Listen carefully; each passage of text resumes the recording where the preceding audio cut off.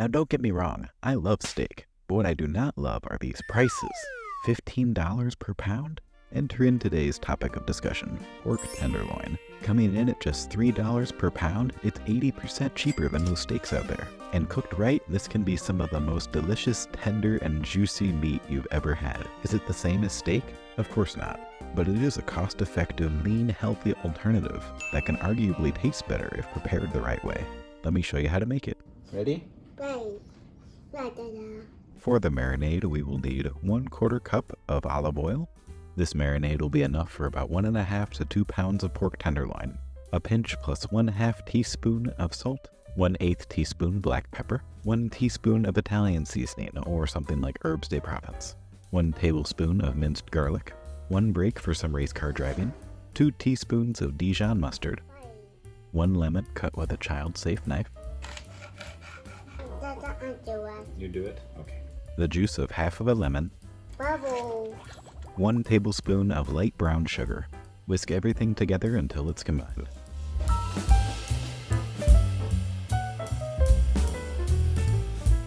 In a large Ziploc bag, add the pork tenderloin, along with all of the marinade. Zip up the bag and remove some of the air, and get that marinade all over the meat. Massage it, mix it, shake it around a bit. Once the meat is covered, make sure the bag is sealed and move to the refrigerator. Let this rest in the fridge for at least 30 minutes, though you could go longer. And now it's time to head out to the grill. Mason was busy playing outside with Mama, so I got the pleasure to grill with my baby boy Connor. Those baby carriers really are quite helpful. So after the grill is heated up a bit, go ahead and add the pork tenderloin directly on. Temp of the grill is probably somewhere between 350 and 400 degrees Fahrenheit. Let's go ahead and call it 375. That's math for you right there, putting my engineering degree to good use. While that's busy getting some nice grill marks, it's time to pour the rest of that leftover marinade from the bag into a bowl. You kept this, right? You didn't throw it away? Well, even if you did, you could just whisk up those ingredients from earlier for some more. Using that leftover marinade, brush it onto each of the pork tenderloins until they're fully coated. You shouldn't use it all on the first side. The idea here is to brush, cook, flip, and repeat, and keep repeating until the pork is cooked through. Now, very soon after the first coat, I noticed that there were no flames in my grill anymore. Yes, I ran out of propane. And if this ever happens to you, here's a quick tutorial. Turn the propane tank knob in the off direction, unscrew the grill connection to the propane tank, pull out that propane tank from the grill. Give a quick thought to why you never check the propane level before you start cooking. That was me talking to myself, by the way. Place the empty tank into the trunk of your car, head to your local hardware store, or grocery or gas station, an establishment that sells propane. Buy the propane and place it in your car, drive on back home, get the new propane tank in the grill, and remove the plastic piece covering the outlet, screw back on the grill hose, open the propane tank. Nothing left to do but to turn on the burners again. And now for the moment of truth. Back in business. Now that my grill temp is heated back up, it's time to get back to where I left off. Like I mentioned before, you're going to want to brush, cook, flip, and repeat. This is the first flip.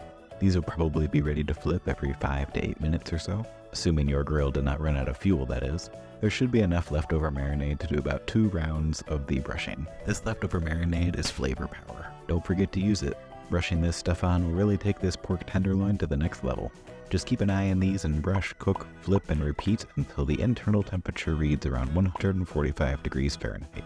145 would be a medium temp for pork, just very slightly pink in the center. This is what I would recommend. It's safe and allows for a ton of flavor. Helps make it extra juicy and keeps the pork from getting dry. Because I mean, who really likes dry pork? Well, if you're one of those people, cook it how you like. But for me, I'm going to stick with 145. Once the pork is ready, remove from the grill and this is ready to eat. But I would let this rest for about 5 to 10 minutes to help retain some of that juice. Without further ado, let's bring this on inside and slice it up like so.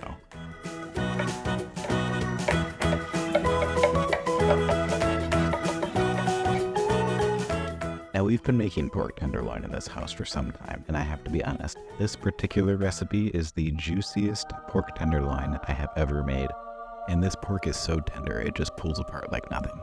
And I kid you not, that juice and that tenderness was after this pork had been sitting around over an hour on my stovetop. I know this because we had to put our kids down for bed first before I was able to come back and take shots at the pork tenderloin. This recipe is basically foolproof. Even after my grill ran out of propane and this sat around for a long time, it was still amazing. Well, I really hope you all get a chance to try this recipe. This one was a win for both of my kids, it has been in the past, and it was a win yet again. Well, thank you all so much for watching, and I really hope you enjoyed this video. And one final question, has anybody else ever ran out of propane while in the middle of cooking food on the grill? Am I the only one this happens to? It's happened to me like 4 times in the past 2 years. I really should check it more often. Oil, salt and pepper. Salt and pepper.